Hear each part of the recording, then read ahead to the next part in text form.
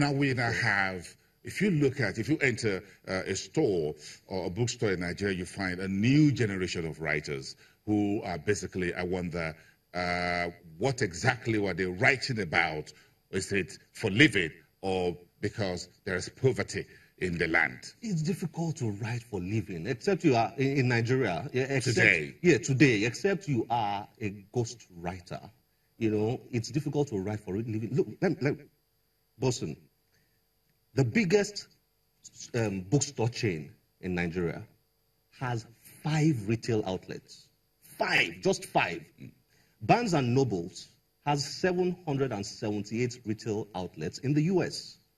Waterstones has over 250 outlets in the UK. Exclusive Books in South Africa has over 50 outlets. Now, you write your book, you publish it, you've got all these outlets to distribute your book. It's very easy to make money on books because you have all these outlets there. You can easily, you see, there are 2 aspects of publishing: marketing and distribution.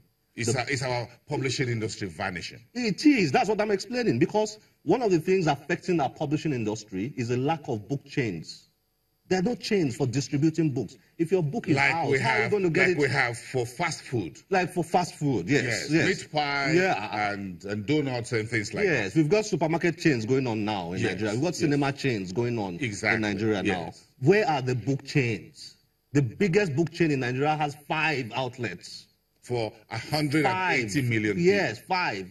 Barnes & Nobles has 778 in the US alone. So you get your book out, you can send your book through those chains, get it across to people. So people say Nigerians don't read, but where are the book chains? How do you test the reading capability of Nigerians? But is it the quality? Is it the quality of reading, or is it because Nigerians are more preoccupied with their daily life? I see a number of young people reading books that's all about how to make money easy. The Richest Man in Babylon, and everything about how to make quick bucks. So that's what I see young folks reading about. So I keep wondering, where are these big books and the ones that have very important message in them? But these days, so does it look like the new generation of Nigerian writers are writing about things for youths that are unemployed or undergraduates who are thinking of an easy way to making money once they get out of the NYSC camp? Well, if you ask me, Boston, there really is nothing wrong with that, especially in a country where there's so much poverty. Why shouldn't young people read about money, how to make money, how to start businesses, how to build businesses? I personally don't have a problem with that. But don't you think we have too many of those books already? Yeah, we do. But then it's the situation in the country. People are trying to learn how to pull themselves out of poverty. But do these books really translate to money, really? No, that doesn't mean, let me clarify, that doesn't mean people shouldn't be balanced. They shouldn't have a balanced approach to reading. You can't just read about money and how to make money all the time. I don't think that's right. But I understand why young people want to learn more about how to make money and build businesses and so on. You know, but to answer your question, today's writers, just a few of them are actually writing for living. They're more driven by passion. But what a book does for you is turns you into a brand, and then you can leverage on it. Let's go back very quickly before we take a break about the publishing industry. And this was Ireke Onibudu by Diofago, and the publishing house then was called the Nelson. Why that smile? You're thinking whether the publishing house, Nelson Publishers Limited, does it still exist? Most of them are gone, really. Most of the old generation publishing firms are gone. The few that are remaining are struggling to survive. The Macmillans? Yes, they are struggling to survive. Now, the best way for a publishing firm right now to survive, the biggest publishing firm, if you look at the 5 biggest publishing firms in Nigeria, the best way to survive right now is to publish educational books. Okay, let's continue this conversation around the books and the book publishing. So who is making money these days? And you were talking about the vanishing publishing industry, but there seems to be some form of publishing industry that is striving for education. Educational books, yes. The publishers that are thriving the most are the ones publishing school books, because we have millions of students in Nigeria. So if a publisher gets the right to publish a book that is compulsory in schools, then he's going to publish thousands and hundreds of thousands of copies of that book every year. And the author, the writer who produced that book will get royalties from each copy sold.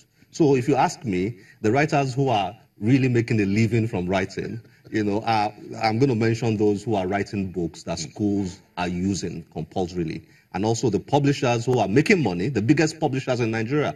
If you look at the 5 biggest publishing firms in Nigeria, they are publishing firms who publish school books. So we've seen, therefore, a transformation or an evolution of Nigeria's publishing industry. That's it, isn't it? Yes, we have definitely. So the old Nelson publishers are not the ones in the game as we speak. Yeah, the old publishing firms are still, some of them are still the big players today, but they are more focused on school books. That's the way to survive in the publishing industry. If you are publishing fiction and you are publishing, there are a lot of smaller, dynamic, contemporary publishing firms that are rising up in Nigeria today. But it's a struggle because there's not enough money in that industry. So it's a big struggle. If I'm going to publish your book, I have to have enough funds to be able to design it, print it, market it, and distribute it. But there's not enough money in the publishing sector, so a lot of them are struggling. But for the school books that have ready-made markets, it's a lot easier for them. There are about 2 or 3 classes of readers. The first, those who are in early stage pupils, the students, our kids, our boys and girls who by the virtue of going to school, a 9 to 5 would have to read books in the classroom. So you have that. Then you got those who are reading in the bigger academia, folks like you who want your PhD and masters.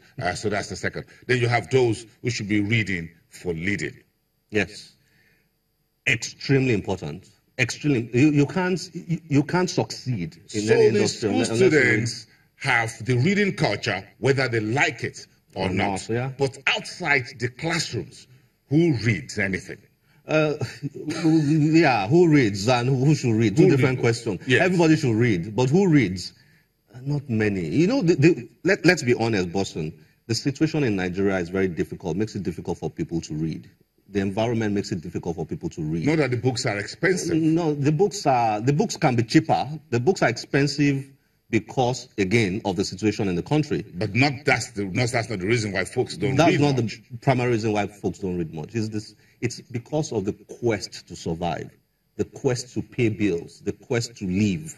You have to be above that level to be able to go to the point where you are learning and you are developing yourself and you're enjoying arts and literature, and all that. So a lot of people are stuck in that phase of trying to survive and trying to live and trying to be ahead of very difficult situations. So when socioeconomic situations are difficult, is that a time to read or to abandon reading? It is a time to read, actually, but in reality, it is the most difficult time to read. But it is a time to read because you have to read yourself. Reading is very expedient for personal development, and personal development is the key to creating wealth. So if you are not reading, you are not developing yourself. So you can